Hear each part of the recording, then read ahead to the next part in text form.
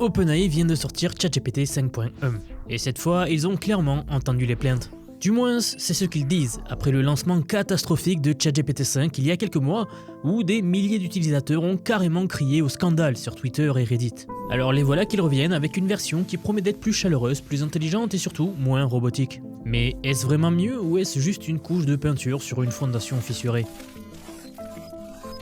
Parce qu'il faut bien le dire, la communauté reste méfiante. Messieurs dames, restez bien jusqu'à la fin car je vais vous montrer ce qui fonctionne vraiment, ce qui est décevant et surtout pourquoi OpenAI a dû faire demi-tour en catastrophe. Au passage, si ce format vous aide, pensez à vous abonner et à vous inscrire à la newsletter, je vous y envoie un résumé clair de l'actu de lundi à vendredi et pour les analyses en temps réel, rejoignez-moi sur x.com. Pour comprendre GPT 5.1, il faut d'abord parler du désastre qu'a été ChatGPT 5. En août dernier, vous le savez, OpenAI lance GPT-5 avec des promesses dignes d'un film de science-fiction. Sam Altman, leur PDG, toujours aussi doué pour le marketing, parlait d'un modèle de niveau PhD, capable de rivaliser avec des experts dans n'importe quel domaine. Mais le résultat, ça a été un fiasco monumental. Les utilisateurs ont immédiatement remarqué que le modèle était froid, impersonnel et qu'il donnait des réponses courtes et sans saveur. Pire encore, OpenAI avait supprimé l'accès à tous les anciens modèles comme ChatGPT 4 par exemple, que les gens adoraient.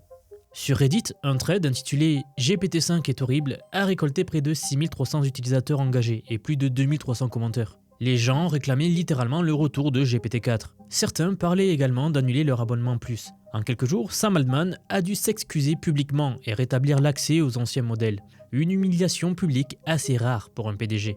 Alors maintenant, parlons de GPT 5.1. Il débarque en deux versions. D'abord, GPT 5.1 version instant, le modèle par défaut que la plupart des gens vont utiliser. OpenAI promet qu'il est plus chaleureux, plus conversationnel, qu'il suit mieux les instructions.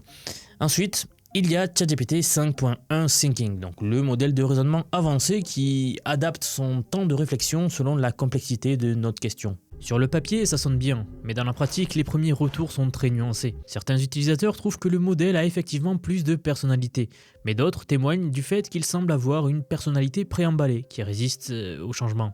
Un utilisateur a résumé ça parfaitement en disant que GPT 5.1 a grandi trop vite et a perdu cette étrangeté qui rendait les anciens modèles intéressants. Voici où ça devient vraiment intéressant. OpenAI introduit maintenant 8 personnalités différentes que vous pouvez choisir pour ChatGPT. Il y a professionnel, amical, franc, excentrique, efficace, geek, cynique et le mode par défaut. Vous pouvez également ajuster des choses comme l'utilisation d'emojis, le niveau de chaleur et la concision des réponses. En théorie, tout ça c'est génial. Mais encore une fois, en pratique, plusieurs utilisateurs rapportent que le modèle oublie ses préférences au fil du temps. Vous finissez par répéter les mêmes instructions encore et encore. Et si vous vous demandez si le modèle va enfin arrêter d'utiliser les tirets quadratins partout, vous savez, les longs tirets, la réponse est non.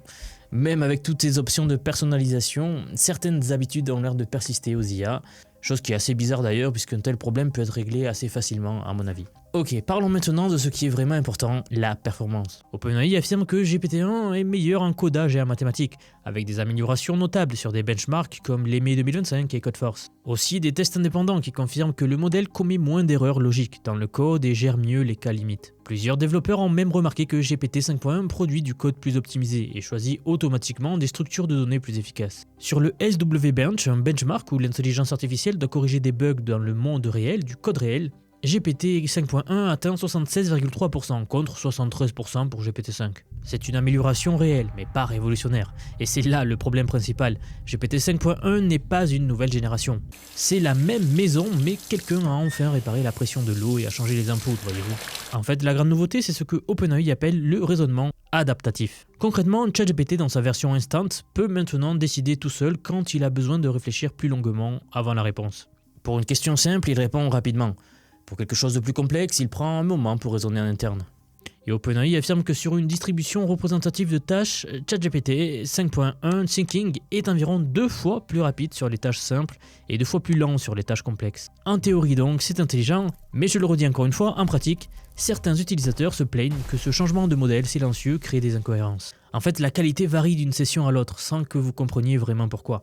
Et maintenant, parlons de l'éléphant dans la pièce. Beaucoup d'observateurs pensent que ce n'est pas vraiment une amélioration, mais plutôt une optimisation des coûts. En fait, OpenAI fait face à une pression énorme. L'entreprise n'a jamais été rentable, elle brûle des sommes astronomiques en infrastructure et doit justifier sa valorisation de 500 milliards de dollars. Le système de routage automatique qui décide quel modèle utiliser pour chaque requête permet donc à OpenAI d'utiliser des modèles moins coûteux quand c'est possible. Certains utilisateurs sur Reddit parlent carrément de shrinkflation. C'est cette pratique où les entreprises réduisent discrètement la qualité ou la quantité d'un produit tout en gardant le même prix. Est-ce que OpenAI sacrifie la qualité pour réduire les coûts ? C'est difficile à dire avec certitude, mais le timing est suspect. Et ce qui est fascinant, c'est comment OpenAI a géré la crise après ChatGPT 5. Sam Altman lui-même est intervenu sur Reddit, reconnaissant publiquement avoir sous-estimé l'attachement émotionnel que les gens avaient développé avec GPT-4. Il a admis que retirer ce modèle sans préavis était une erreur. Et soyons honnêtes, cette transparence est rare dans la tech. Mais elle révèle aussi quelque chose de plus profond. Les gens ne traitent plus les IA comme des simples outils. Ils développent des relations avec elles. Une étude du Washington Post a révélé qu'environ 10% des conversations sur ChatGPT portaient sur les émotions et les problèmes personnels. Certains utilisateurs ont littéralement dit qu'ils avaient le sentiment que ChatGPT avait subi une lésion cérébrale grave après le passage à ChatGPT 5. Cette dimension émotionnelle complique énormément les mises à jour de produits pour OpenAI. Alors, GPT 5.1 est-il vraiment meilleur ? La réponse honnête, c'est que ça dépend. Si vous utilisez ChatGPT principalement pour du codage, des sessions longues ou des tâches techniques où la cohérence compte, alors oui, GPT 5.1 semble être une amélioration. Sur le papier du moins, car il faudrait le tester plus en profondeur. Le modèle a priori suit mieux les instructions, commet moins d'erreurs et maintient le contexte plus longtemps. Mais si vous aimez façonner le modèle dans des directions créatives et inhabituelles ou si vous voulez une IA qui peut vraiment sortir des sentiers battus, vous allez peut-être sentir que quelque chose manque. Plusieurs testeurs ont dit que le modèle résiste maintenant quand vous essayez justement de le pousser dans des tons d'écriture spécifiques. Il y a une personnalité préemballée qui s'impose plus qu'avant. Et soyons clairs sur un point, GPT 5.1 n'est pas l'AGI. Ce n'est même pas proche. Les critiques, comme Gary Marcus par exemple, ont célébré l'échec de GPT-5 comme une validation de leurs arguments, selon lesquels le scaling pur des modèles de langage ne mènera jamais à une intelligence générale artificielle. OpenAI semble avoir compris le message. Cette fois, il ne parle plus de doctorat ou d'AGI. Il parle d'utilité réelle et d'accessibilité. C'est un recul marketing significatif. Et d'ailleurs, le timing de cette sortie n'est pas non plus anodin. Elle arrive en pleine course effrénée avec Gemini Cloud, Grok et ainsi qu'une foule croissante de modèles open source. Certains analystes pensent que GPT 5.1 a été précipité pour contrôler des annonces attendues des concurrents. Ce n'est pas une tentative de gagner une guerre de benchmark, ce serait une tentative de garder une longueur d'avance sur l'expérience utilisateur pendant que les alternatives prolifèrent. Je pense notamment à Google Gemini 3.0 qui est imminent. Il y a aussi des questions de sécurité qui méritent l'attention. OpenAI a publié une carte système montrant que GPT 5.1 Instant s'améliore sur la plupart des catégories de contenu interdits par rapport aux versions précédentes. Mais GPT 5.1 Thinking montre des petites régressions sur le harcèlement et les contenus non autorisés. OpenAI dit qu'ils vont corriger ça avec plus d'ajustements, mais ça montre que ces sorties rapides ont des compromis. La rapidité avec laquelle ils ont sorti GPT 5.1 après le désastre de GPT 5 suggère qu'ils sont en mode réaction, plutôt qu'en mode innovation planifiée. Voici ce que vous devez retenir. ChatGPT 5.1 est une correction, et non pas une révolution, clairement. C'est OpenAI qui répare les dégâts de GPT-5, tout en essayant de maintenir l'apparence qu'ils sont toujours à l'avant-garde. Pour certaines tâches, c'est objectivement mieux. Pour d'autres aspects, surtout sur la création et la flexibilité, pas vraiment. Certains utilisateurs préfèrent encore les anciens modèles. La personnalisation est une bonne idée en théorie, mais l'exécution reste imparfaite. Et par-dessus tout, cette théorie révèle à quel point OpenAI navigue désormais à nos troubles, entre pression financière, concurrence féroce et attentes d'utilisateurs contradictoires. Alors, que faire si vous utilisez ChatGPT ? D'abord, testez GPT 5.1 avec vos propres cas d'usage. Expérimentez avec les différentes personnalités. Voyez si le modèle suit mieux les instructions, mais gardez aussi à l'esprit que les anciens modèles restent disponibles pendant 3 mois. Vous avez le temps de comparer et de décider ce qui fonctionne le mieux pour vous. Et si vous trouvez que ça ne répond pas à vos besoins, rappelez-vous qu'il y a maintenant plus de concurrence que jamais dans l'espace de l'IA, du cloud, avec Gemini qui arrive et d'autres options qui valent la peine d'être explorées. Tout cela nous mène à la grande question. Est-ce que ces améliorations constantes, ces ajustements de ton, ces personnalités multiples vont vraiment changer quelque chose pour vous ? Ou est-ce que tout ça vous montre simplement que comprendre ces outils, savoir quand les utiliser, comment les utiliser devient une compétence indispensable ? Parce qu'au final, le meilleur modèle du monde ne sert à rien si vous ne savez pas comment formuler vos questions, structurer vos prompts ou exploiter ses capacités spécifiques. Et d'ailleurs, si vous vous rendez compte que maîtriser l'IA est devenu essentiel pour rester compétitif dans votre domaine ou dans le monde qui arrive, vous avez raison et j'ai quelque chose pour vous. J'aimerais vous dire que depuis quelques mois déjà, j'ai construit un programme d'apprentissage unique. Je vous apprends l'IA sous tous ses aspects. C'est un parcours pensé pour vous transmettre tout ce que je sais. Alors non seulement sur les modèles comme ChatGPT, Gemini de Google, Grok que l'on vient de voir, mais bien d'autres. Je vous montre surtout en fait la manière de les intégrer concrètement dans votre vie, dans votre travail, dans vos projets. Et ce, que vous soyez salarié, indépendant, entrepreneur ou même à la retraite, nous avons beaucoup de retraités dans la communauté. J'ai récemment sorti la plus grosse mise à jour à ce jour de la formation. Ça fait un petit moment que j'en parlais, mais ça y est, elle est là, elle est en ligne.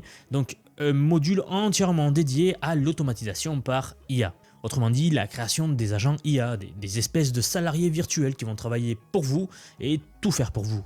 En somme, vous faire gagner des heures et des heures et des heures. Vous êtes déjà plus de 4500 personnes à avoir rejoint ce programme, donc nous approchons des 5000, merci pour le soutien. Et enfin, sachez qu'il n'y a pas besoin d'être développeur, pas besoin d'avoir un profil technique, je vous prends par la main, et pas à pas, avec des leçons vidéo claires, des cas pratiques concrets, on voit tout ce qui touche à l'IA. Dernier point, mais pas des moindres, si vous nous rejoignez aujourd'hui, vous aurez accès à toutes les évolutions du futur sans surcoût, accès illimité à vie à tout ce que je veux vous apprendre. Donc aujourd'hui c'est un paiement unique, ce n'est pas un paiement mensuel, c'est juste un paiement unique et vous aurez accès à vie à toutes les mises à jour que je vais faire en permanence et que je fais en ce moment même. Si cela vous intéresse, vous avez les liens en dessous de la vidéo, donc soit en description, soit en commentaire épinglé pour nous rejoindre. Dans tous les cas, moi je serai très heureux de vous accueillir dans le programme. Si vous êtes encore là, merci d'avoir regardé jusqu'au bout et je vous dis à très vite pour la prochaine vidéo.